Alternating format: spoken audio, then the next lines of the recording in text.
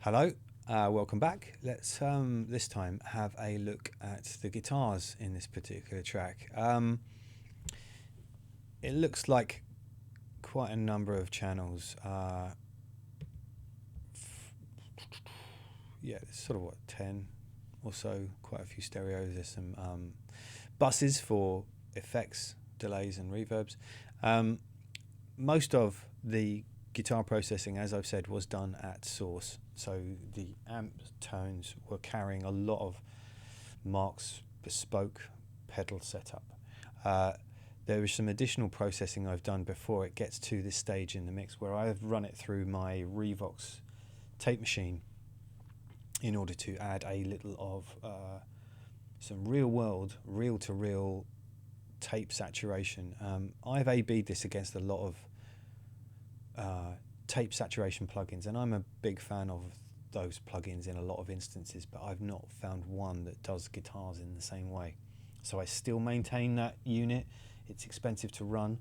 A reel of tape that will do about an hour costs in the region of 70 quid.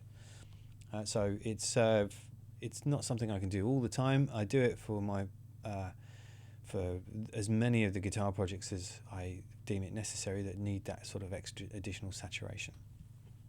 Let's have a quick look at the main rhythm guitars first. As I said, not an awful lot of plugins to be showing here. Let me just play them in isolation first. It's the left and right, it's the pair.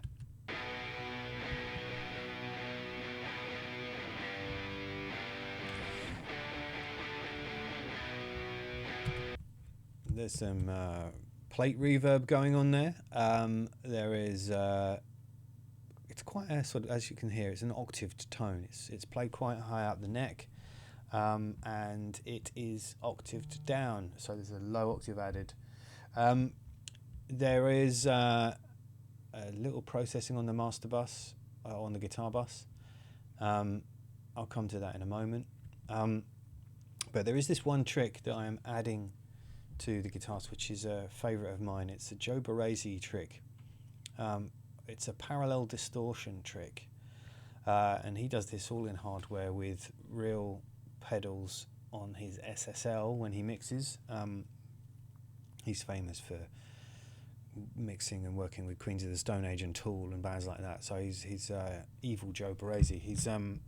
He is great with guitars, and I really like this trick. It takes quite a little bit of understanding to master, really. The first few times I tried this, I couldn't get it to work. It was just too fizzy and nasty. I think you have to use it subtly, but it adds something else other than just fizz. So it's parallel processed from these two channels into this stereo bus in parallel, where I've added two left and right copy of this. These are software UAD software emulations of the classic Ibanez Tube Screamer. Big fan of this plug-in version is. There are others available. Pro Tools has one built in. That's then fed into this Neve preamp simulator, again from UAD. I'm very proud to be on their artist license roster, so it's very nice that I do get access to quite a lot of their plugins. It's also then just tamed a little bit with this EQ, rolling some of the top off. That's working in parallel. On its own, it sounds like this. You can hear that it's adding this kind of real rattle and dynamic to the distortion. It's adding a lot more fizz and fuzz. That blended in adds something else, I think, to the rhythm of the guitar. It adds a little poke and a drive to the pick attack of the guitar. I'll play this in isolation in addition to the guitar tracks first, and then I'll add in the parallel, and then I'll show you the in and out in the track. And I think in the wides, in the left and right where this rhythm guitar sits, you can really hear this process working and doing its job. So this is without and with.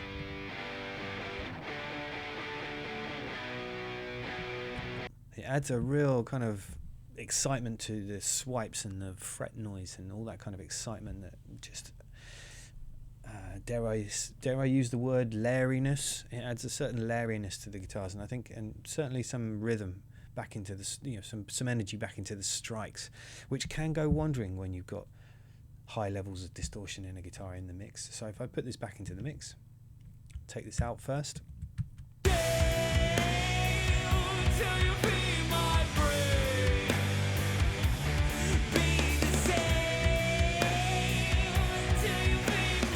I do think there is a big difference. It's certainly, again, something that gives it more rhythmic edge going into the bus compression later on. And these are parallel processed. This goes to this aggregate, I call it the aggregate bus. It's the Andrew Shepp style parallel compression on that. The bass is fed there too, along with the guitars and this additional synth coming up. The reverb is just adding a little bit of drama, an extension to the low end. And on this master bus for the rhythm guitars, there is a very nice, again, UAD emulation of a Helios T69 EQ. I loved this plugin so much when it came out. I went out and bought a 500 series real version of it, which, again, one of my favourite EQs.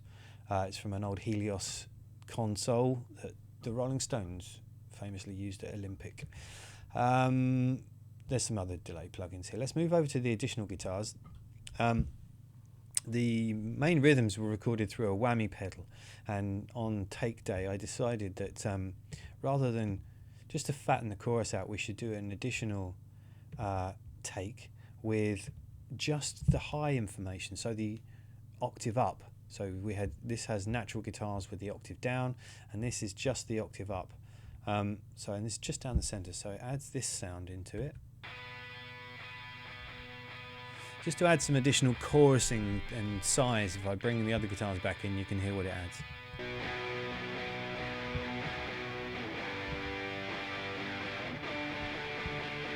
It's just filling that spectrum and filling the space up. These guitars here are for a separately processed. They are for another part in the song. It's a little earlier on. It's in the verse. Sorry, the bridge section here. Hang on, let's get those on.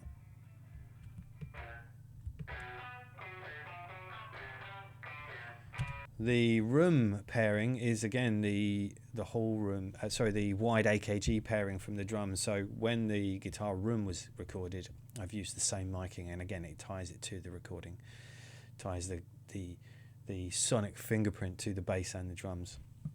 In this instance, just not much to say there. Again, there's hardly processed. There's a tiny filtering on one of the sounds. This filter gate in one point of the song. But the signal is mainly direct out of the amps. It's just Mark being creative at the time.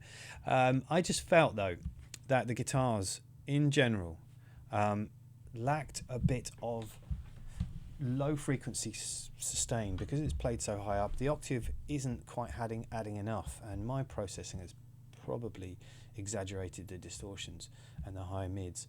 So I've added the sustain with a synth. On its own it sounds like this. Actually, I'll take the processing off first. It's just a basic saw synth. I heard this trick first used by a very heavy band called Lamb of God, who released a bunch of stems for the album and invited people to remix it. And there was a synth track and nobody expected it because they weren't audible. They were just there creating this sort of sustain to the rhythm guitars. So this is what it sounds like. It's just a basic run-of-the-mill, off-the-peg synth sound. It's not playing at all right now. Bear with me. It's this one I need to press.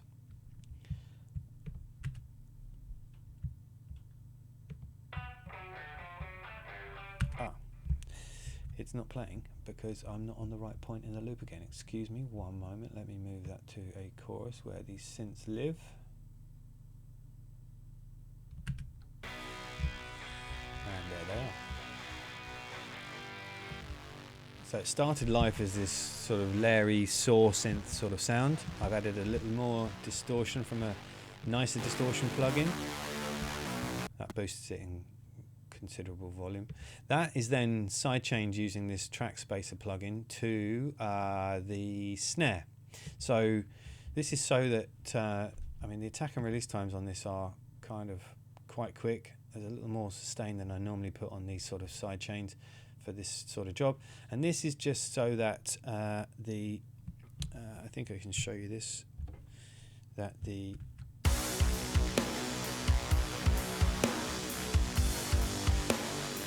so the snare ducks this synth out of the way in order that the snare extensions, the life of the snare isn't masked by this big heavy pad. The reverbs, the length of the snare sound in the snare in the drum rooms, it's audible because this synth is sidechained out of the way. There is also then this one second, I'm just going to do this and this, and there we go. Then there's this Ozone plugin. This is free. It's a widening tool. I really like it. It's Stereo-Eyes feature just adds this crazy kind of splaying of the stereo image. I wanted to get this out of the middle, out of the way of the vocal quite considerably.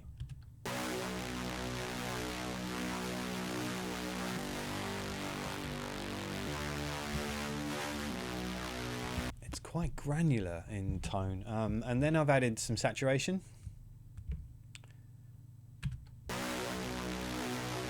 At this point, you can hear I'm attempting to take some of the top end out because I felt it was starting to interfere with the guitars, starting to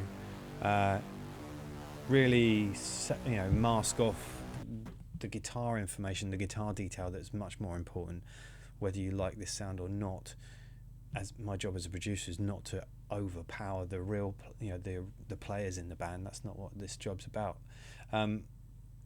Then I've done more to filter that down. I still felt it was being bossed a bit. Waiting for the beach ball, I'm afraid. 1 second. Let's add in the filter.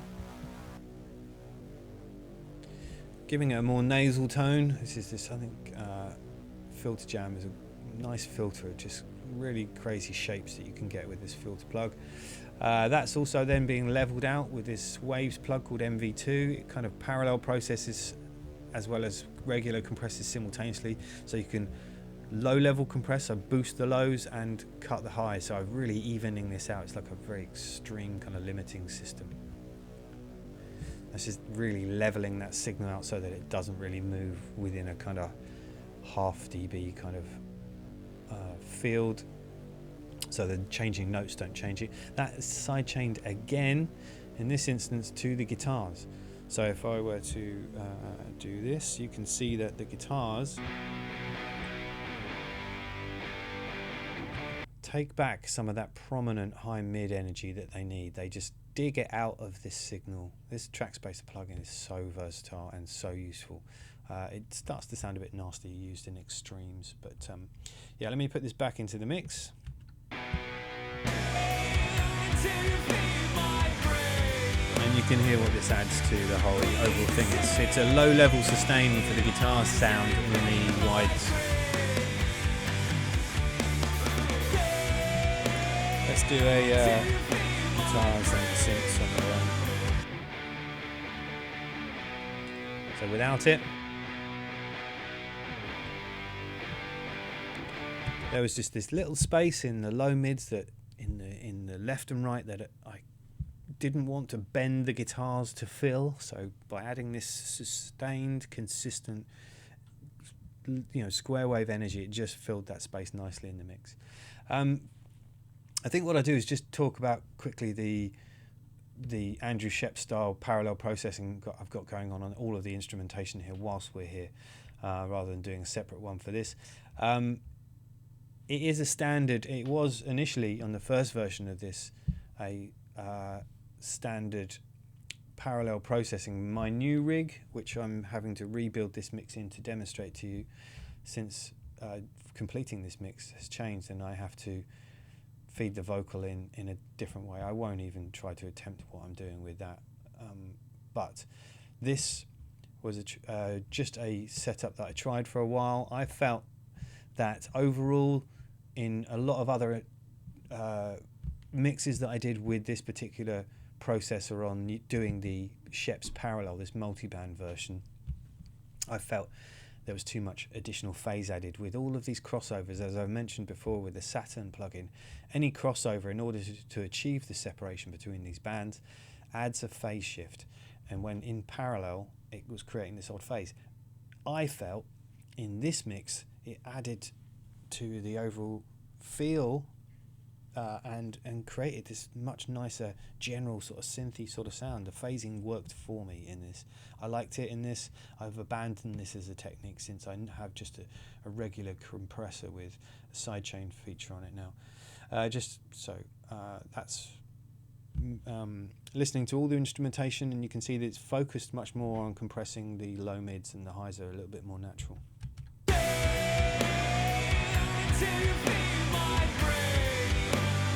In order to create the rear bus Sheps feel, I've got that whole thing side chained to the vocal.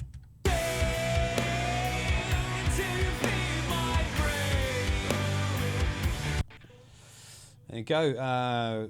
We have vocals to do in the next video, and we're almost done on this. So yeah, until next time, thanks very much.